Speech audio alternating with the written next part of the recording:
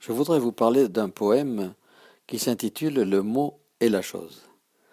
Il a été écrit par un prêtre, Gabriel Charles de Lattaignant, que vous avez sans doute connu puisqu'il a vécu de 1697 à 1779. Il a réussi le tour de force de faire rimer 2 mots pendant 48 fois. Disons que ce prêtre était rentré dans les ordres plus par nécessité que par vocation. C'était un esprit fin et potache, il se joue des règles imposées par son statut tout en sachant contourner à son avantage les contraintes de sa classe et de son ministère. Ses poésies galantes sont en fait une évocation de l'amour sans en prononcer le mot. Son poème le plus répandu, donc le mot et la chose, est un exemple de métalepse. Cette figure de style consiste en un transfert de signification, du grec métalepsis, changement, échange. Bon, allons-y. Le mot et la chose. Madame, quel est votre mot? Et sur le mot et sur la chose.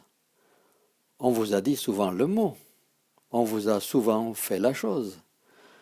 Ainsi, de la chose et du mot, pouvez-vous dire quelque chose? Et je gagerais que le mot vous plaît beaucoup moins que la chose. Pour moi, voici quel est mon mot, et sur le mot et sur la chose. J'avouerai que j'aime le mot, j'avouerai que j'aime la chose, mais c'est la chose avec le mot, et c'est le mot avec la chose. Autrement, la chose et le mot, à mes yeux, seraient peu de choses. Je crois même en faveur du mot pouvoir ajouter quelque chose. Une chose qui donne au mot tout l'avantage sur la chose. C'est qu'on peut dire encore le mot alors qu'on ne peut plus la chose. Et si peu que vaille le mot, enfin, c'est toujours quelque chose.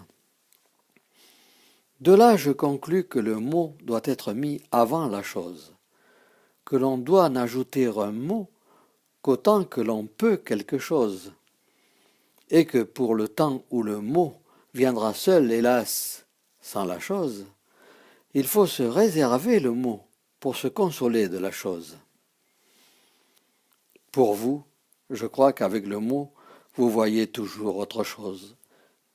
Vous dites si gaiement le mot, vous méritez si bien la chose, que pour vous, la chose et le mot doivent être la même chose. Et vous n'avez pas dit le mot qu'on est déjà prêt à la chose.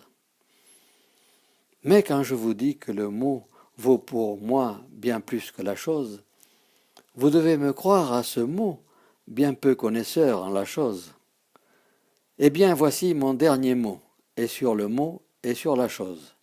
Madame, passez-moi le mot, et je vous passerai la chose.